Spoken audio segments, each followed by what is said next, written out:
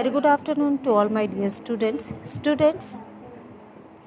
आपका democratic politics का first chapter है जिसका नाम है what is democracy and why democracy. तो ये इसका इंट्रोडक्शनरी वाला पोर्शन है जिसको मैं आज आपको बताने वाली हूँ। अगर हम इसके इंट्रोडक्शन की बात करें तो यहाँ की इसकी शुरुआत जो होती है एक सिंपल डेफिनेशन के साथ होती है, और यही जो डेफिनेशन है ये आगे चल कर के बहुत सारे जो क्वेश्चंस है ये उनको आगे चल कर के जन्म देती है। अब आप पूछेंगे कि ये किस तरह के क्वेश्चंस हैं, तो मैं इसे भी आपके लिए ज़रूर बताऊंगी, बट सबसे पहले आइए हम उस सिंपल सी डेफिनेशन को देखते हैं कि डेमोक्रेसी क्या होती है। Democracy is a form of a government in which the rulers are elected by the peoples. कि डेमोक्रेसी क्या है? डेमोक्रेसी एक गवर्नमेंट की फॉर्म है, ये एक प्रक्रिया है जिसके तहत लोगों को क्या है कि जो रूलर्स हैं उनको चुनने का अधिकार किसको दिया जाता है? लोगों को दिया जाता है।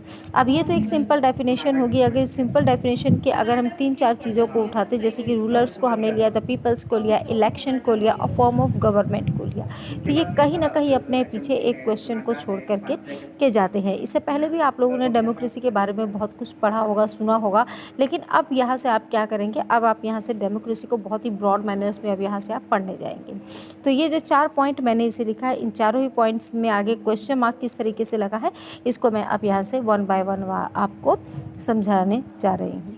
तो सबसे पहले हम इसमें देखते हैं रूलर्स। अगर मैं रूलर्स की बात करती हूँ तो रूलर्स तो कोई भी हो सकता है बेटा। रूलर एक देश का राजा भी हो सकता है।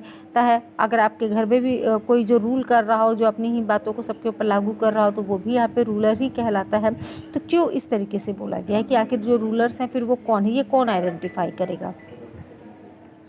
क्योंकि हम रह किस में रहे हैं? एक डेमोक्रेटिक कंट्रीज़ में रह रहे हैं, और जब हम डेमोक्रेटिक कंट्री में रह करके रूलर की बात करते हैं तो यहाँ पे रूलर वो लोग होते हैं जिनको क्या किया जाता है? लोगों के द्वारा चुना जाता है। मतलब ये वो लोग हैं जो कहीं अलग से नहीं आते हैं, बल्कि इन्हें लोगों के बीच में से ही कुछ लोगों ने अपने ऊपर रूल करने के लिए या अपने जितने भी जो सरकारी गतिविधियाँ हैं उसको करने के लिए जो है ये चुना जाते हैं। तो उनको क्या बोला जाता है? रूलर्स बोला जाता है। अब इन जो रूलर्स है इनका जो चुनाव है ये किस तरीके से होता है? इनका जो चुनाव है ये एक सिंपल प्रक्रिया होती है जिसे इलेक्शन के नाम से जाना जाता है, उसके द्वारा इसको किया जाता है। अब इस इलेक्शन प्रक्रिया के दौरान क्या होता है? इलेक्शन प्रक्रिया के दौरान जो लोग होते हैं ये अपने में से ही कुछ लोग जो चुनाव के लिए खड़े होते हैं, उम्मीदवार के तौर पे खड़े होते हैं, उन्हीं उम्मीदवारों में से किसी एक को जो आम जनता है वो अपने लिए एक रूलर के तौर पर क्या करती? स्वीकार करती है। अब इलेक्शन प्रक्रिया की मैं बेटा आपसे बात कर रही थी कि इलेक्शन के दौरान होता क्या है। इलेक्शन में जैसे कुछ लोग होते हैं जो उम्मीदवार के तौर पे खड़े होते हैं, और जो बाकी जो कॉमन यानी कि जो आम जनता होती है वो आम जनता उन्हीं उम्मीदवारों में से किसी एक को अपना मत देके, अपना वोट देके उसे अपने एज ए रूलर के तौर पर चुनाव करती है। और ये वही लोग होते हैं जो आगे चल करके सरकार बनाते हैं और हमारे लिए जो है नीतियाँ वगैरह लेकर के आते हैं। अब द पीपल, अब ये लोग कौन से हैं जो यहाँ पे इलेक्शन के पार्ट बनते हैं? तो अब ये वो लोग हैं जो कि देश के नागरिक होते हैं। अब जैसे कि हमारे भारत है, भारत के एग्जाम्पल में देखा जाए तो जैसे हमारे भारत में जितने भी जो भारतीय हैं, जो यहाँ के जिनको यहाँ की नेशनलिटी मिली हुई है, जो लोग यहाँ के नागरिक हैं, वो लोग क्या कर सकते हैं? इस इलेक्शन की प्रक्रिया में भाग ले सकते हैं। ऐसा नहीं है कि अगर आप पहले यहाँ रहते थे लेकिन आप किसी और कंट्री में चले गए हैं और वहाँ का आपको पूरा नागरिकता मिल गई है और आप यहाँ आके वोट देंगे, तो ऐसा नहीं हो सकता है। या ऐसी कंडीशन में आपको किसी एक जगह की नागरिकता को छोड़ना भी पड़ता है। अब then the form of a government. अब फॉर्म ऑफ द गवर्नमेंट की हम यहाँ पे बात करेंगे तो स्टार्टिंग ही हमने इस लेक्चर से किया था कि democracy is a form of a government. अब किस तरह की फॉर्म ऑफ अ गवर्नमेंट है तो इसको भी मैंने आपको बताया था कि डेमोक्रेसी में क्या है कि लोगों के द्वारा ही जो सरकार वगैरह चलाई जाती है ये उससे रिलेटेड है।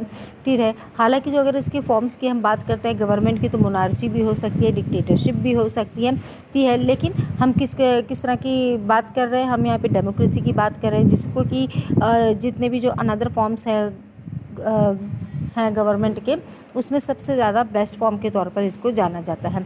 इसके अगर हम कंपैरिजन की बात करें तो जैसे कि इसमें अगर जब हम बात करते हैं डेमोक्रेसी की, तो डेमोक्रेसी के साथ यहाँ पर एक अनदर आता है जिसको हम नॉन डेमोक्रेसी के नाम से भी जानते हैं। अब आप पूछेंगे इसमें ज़्यादा अंतर क्या हुआ? तो डेमोक्रेसी वो जहाँ पर हमें मतलब कि हर तरीके से अधिकार वगैरह मिले रहते हैं, वोट डालने का अधिकार, अपने लिए लीडर चुनने का अधिकार, नहीं पसंद आने पर हर 5 साल के बाद उनको बदलने का भी अधिकार हमें प्राप्त है।